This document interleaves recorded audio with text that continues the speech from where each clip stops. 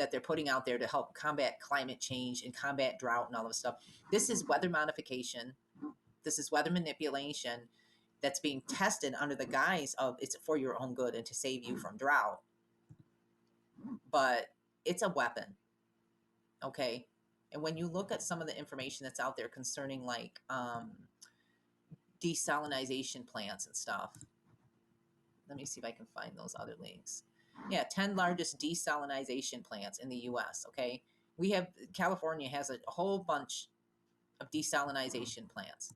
And then you have, does size matter? Meet 10 of the world's largest desalinization plants. And they just happen to be Saudi Arabia, UAE, Saudi Arabia, UAE, Dubai, Israel.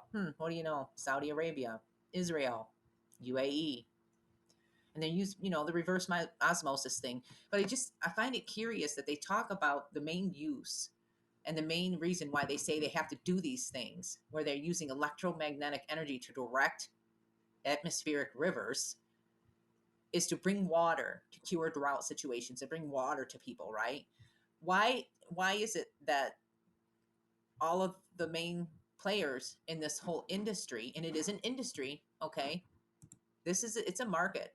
Cloud seeding market size share and industry analysis by seeding type, ground-based seeding, aerial-based seeding by application, hail suppression, fog dissipation. Again, fog dissipation. How much fog dissipation have they really been doing out there on the West Coast? Have anybody been paying attention?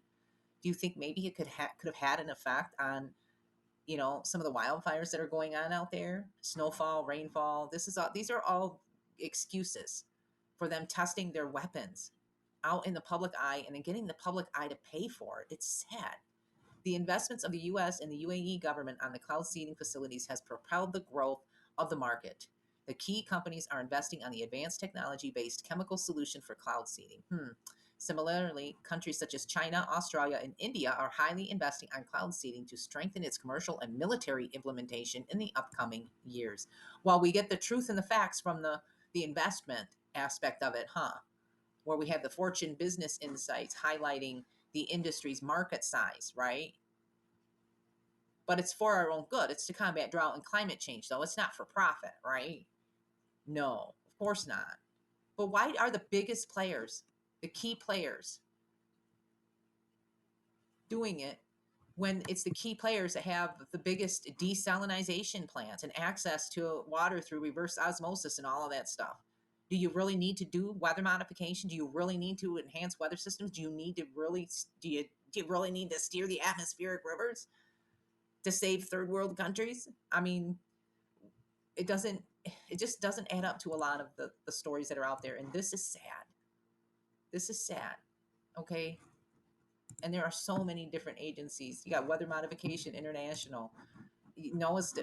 I'll put a link in the description for this too, and you can go through and look at all the weather modification reports that are posted up with NOAA, with their central library. There are so many weather modification consultants. Nevada has one of the biggest. That's mentioned. Hang on, let me go back to that industry one there. It talks about the biggest investors. Hang on. There's your by seeding type, ground-based, aerial-based, hail suppression, fog dissipation, snowfall and rainfall augmentation, other weather modifications. Well, that must be where the warfare, where you use it to destroy countries and destroy economies and destroy certain areas and regions that you want to come in and take over, is listed under other weather modifications, right? Yeah, commercial and government and military. It's all run by private. Most of these are run by private weather modification companies, okay, that are getting public funding. They're getting paid to do this. For one, that needs to be the biggest demand that needs to be met immediately, is you need to allow the whistleblowers and the meteorologists and the climatologists and the climateers that want to come forward and speak the truth about what's really going on with these projects and the damage that has been done. They need to be allowed to speak. They need to be allowed to speak, plain and simple. That needs to be one of the first things that's done, is to fight for their right to speak. And just filing these reports is not public consent, and it's pathetic, and it's sad. And this is just the saddest thing, because these consultants and these agencies are not going to stop. They're going to continue on with their little programs. And here in Henderson, if they're allowed to continue with their projects and with getting people to remove their green spaces and make us more vulnerable to these kind of things, we're going to end up just flooded completely out from flash flooding and sinkholes. We're already sinking down here in Henderson already. We have been for a while, and we're going to continue to sink. We're going to end up with bigger sinkholes and mudslides if they continue to follow these rules and regulations that are being put forth by our Department of Conservation.